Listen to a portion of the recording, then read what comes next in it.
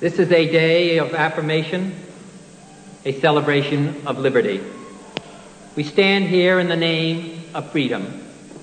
At the heart of that Western freedom and democracy is the belief that the individual man, the child of God, is the touchstone of value, and all society, all groups and states exist for that person's benefit. Therefore, the enlargement of liberty for individual human beings must be the supreme goal and the abiding practice of any Western society.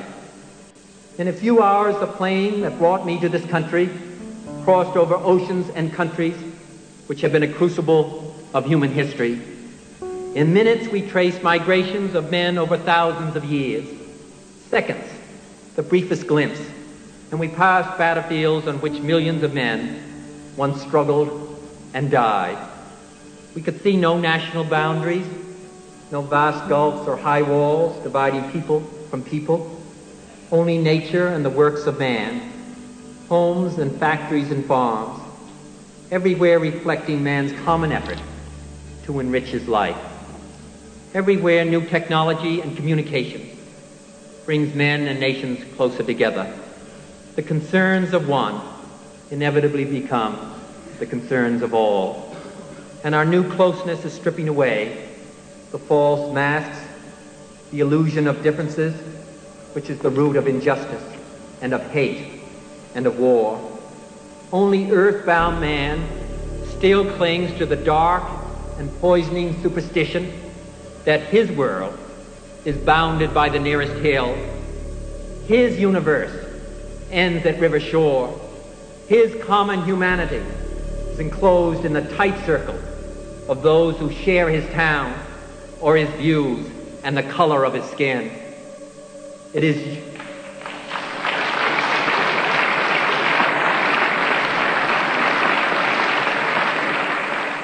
is your job, the task of young people in this world, to strip the last remnants of that ancient cruel belief from the civilization of man. Each nation has different obstacles and different goals, shaped by the vagaries of history and of experience. Yet as I talk to young people around the world, I am impressed not by the diversity, but by the closeness of their goals, their desires and their concerns and their hope for the future. There is discrimination in New York, the racial inequality of apartheid in South Africa, and serfdom in the mountains of Peru. People starve to death in the streets of India. A former prime minister is summarily executed in the Congo. Intellectuals go to jail in Russia, and thousands are slaughtered in Indonesia. Wealth is lavished on armaments everywhere in the world. These are different evils, but they are the common works of man. They reflect the imperfections of human justice, the inadequacy of human compassion, the defectiveness of our sensibility toward the sufferings of our fellows. They mark the limit of our ability to use knowledge for the well-being of our fellow human beings throughout the world. And therefore they call upon common qualities of conscience and indignation, a shared determination to wipe away the unnecessary sufferings of our fellow human beings at home and around the world. Our answer is the world's hope. It is to rely on youth. The cruelties and the obstacles of this swiftly changing planet will not yield to obsolete dogmas and outworn slogans. It cannot be moved by those who cling to a present which is already dying, who prefer the illusion of security to the excitement and danger which comes with even the most peaceful progress. This world demands the qualities of youth, not a time of life, but a state of mind, a temper of the will, a quality of the imagination, a predominance of courage over timidity, of the appetite for adventure over the life of ease.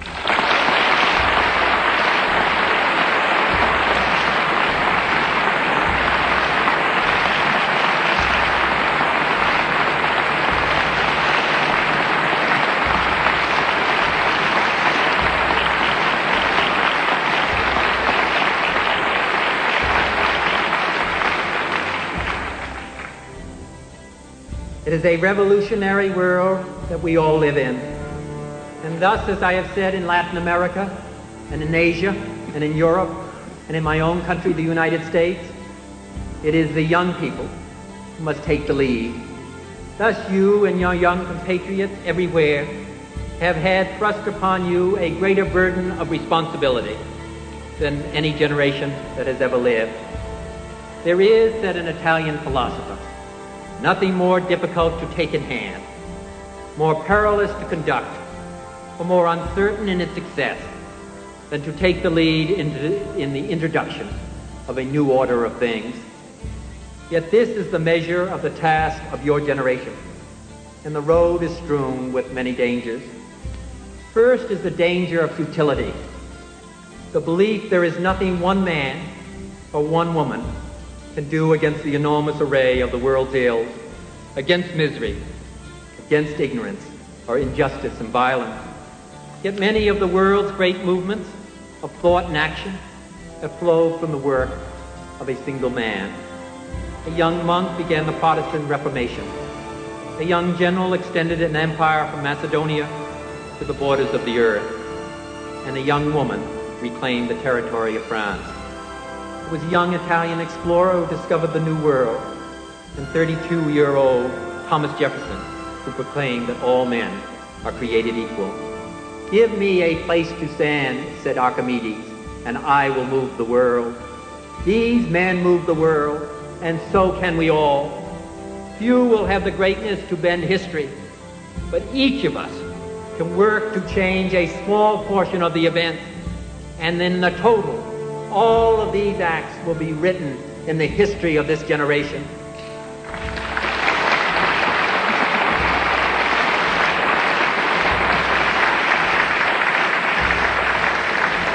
Thousands of Peace Corps volunteers are making a difference in the isolated villages and the city slums of dozens of countries. Thousands of unknown men and women in Europe resisted the occupation of the Nazis, and many died, but all added to the ultimate strength and freedom of their countries. It is from numberless, diverse acts of courage such as these that the belief that human history is thus shaped. Each time a man stands up for an ideal, or acts to improve the lot of others, or strikes out against injustice, he sends forth a tiny ripple of hope, and crossing each other from a million different centers of energy and daring, those ripples build a current which can sweep down the mightiest walls of oppression and resistance. The second danger is that of expediency, of those who say that hopes and beliefs must bend before immediate necessities. Of course, if we must act effectively, we must deal with the world as it is. We must get things done. But if there was one thing that President Kennedy stood for that touched the most profound feeling of young people around the world, it was the belief that idealism, high aspirations, and deep convictions are not incompatible with the most practical and efficient of programs, that there is no basic inconsistency between ideals and realistic possibilities, no separation between the deepest desires of heart and of mind and the rational application of human effort to human problems. It is not realistic or hard-headed to solve problems and take an action unguided by ultimate moral aim and values, although we all know some who claim that it is so. In my judgment, it is thoughtless folly, for it ignores the realities of human faith and of passion and of belief. Force is ultimately more powerful than all the calculations of our economists or of our generals. Of course, to adhere to standards, to idealism, to vision in the face of immediate dangers takes great courage and takes self-confidence. But we also know that only those who dare to fail greatly can ever achieve greatly. And a third danger is timidity. Few men are willing to brave the disapproval of their fellows, the censure of their colleagues, the wrath of their society. Moral courage is a rarer commodity than bravery in battle or great intelligence. It is the one essential, vital quality for those who seek to change the world, which yields most painfully to change. Aristotle tells us, at the Olympic Games, it is not the finest or the strongest men who are crowned, but those who enter the lists. So too in the life of the honorable and the good, it is they who act right who win the prize. I believe that in this generation, those with the courage to enter the conflict will find themselves with companions in every corner of the world. For the fortunate amongst us, the fourth danger, my friends, is comfort. The temptation to follow the easy and familiar path of personal ambition and financial success so grandly spread before those who have the privilege of an education. But that is not the road history has marked out for us. There is a Chinese curse which says, "May he live in interesting times." Like it or not, we live in interesting times. They are times of danger and uncertainty, but they are also the most creative of any time in the history of mankind.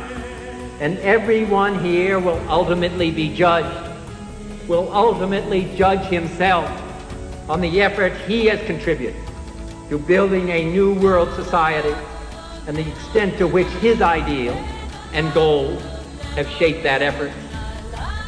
So we part, I to my country and you to remain. We are, if a man of 40 can claim the privilege, fellow members of the world's largest younger generation.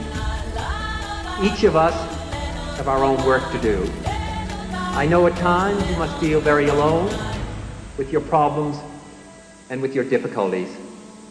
But I want to say how impressed I am with what you stand for and for the effort that you are making. And I say this not just for myself, but men and women all over the world. And I hope you will often take heart from the knowledge that you are joined with your fellow young people in every land, they struggling with their problems and you with yours, but all joined in a common purpose. That like the young people of my own country and of every country that I have visited, you are all in many ways more closely united to the brothers of your time than to the older generation in any of these nations. You're determined to build a better future.